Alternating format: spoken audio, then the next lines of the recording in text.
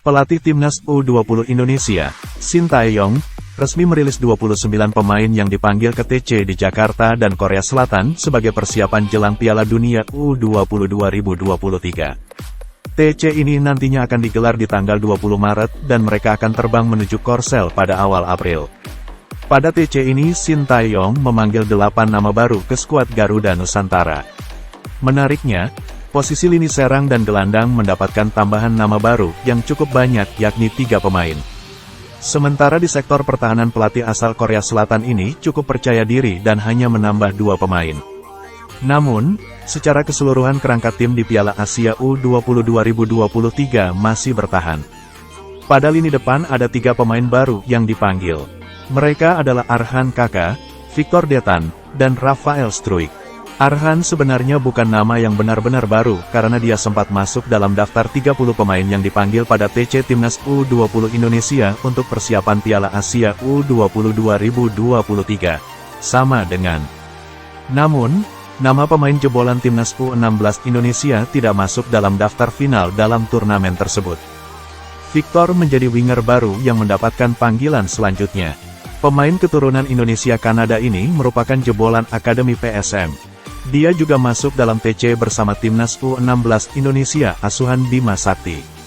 Sudah promosi ke tim senior, dia masih belum mendapatkan kesempatan tampil bersama PSM di Liga 1 musim ini. Selanjutnya ada Rafael Struijk yang merupakan pemain keturunan. Saat ini Rafael dalam proses naturalisasi namun bersama klubnya Ado Den Haag sudah masuk dalam tim senior. Pada lini tengah masalah cedera Zanadin, Faris akhirnya bisa mendapatkan jawaban. Kehilangan gelandang muda asal Persis Solo tersebut cukup berpengaruh bagi skuad Garuda Nusantara di Piala Asia U20 2023 lalu.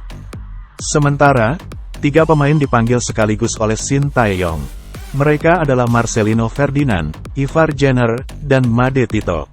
Marcelino harus absen di Piala Asia U20 tahun ini karena mempersiapkan debut di tim Belgia KMS Kadeinze. Namun, dia berhasil membayar dengan tampil dalam 2 pertandingan Deinze meski turun dari bangku cadangan. Ivar juga semakin padu bersama tim FC Utrecht U21. Dilansir bolasport.com dari laman penyedia jasa Transfermarkt, dia sudah tampil dalam 2 pertandingan di ajang Kauken Kampion DC 2022-2023. Sementara Made Tito merupakan pemain muda asal Bali United. Dia pada Liga 1 musim ini tampil dalam 5 pertandingan dan sukses menyumbangkan 1 gol dan 3 assist.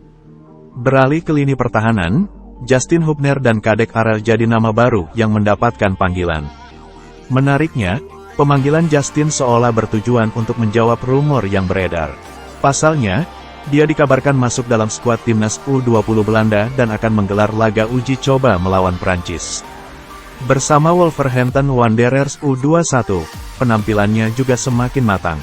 Dia tampil dalam 11 pertandingan di Premier League 2 2022-2023 dan sempat dipercaya menjadi kapten saat timnya bertanding melawan Manchester United U21 pada tanggal 24 Februari lalu.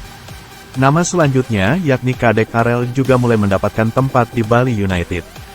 Kadek sudah tampil dalam 2 pertandingan dan tampil meyakinkan saat timnya bertanding melawan Madura United pada laga pekan ke-31. Keputusan pelatih Stefano Cugura untuk melakukan rotasi membuat pemain muda dari tim Serdadu Tridatu akhirnya mendapatkan menit bermain.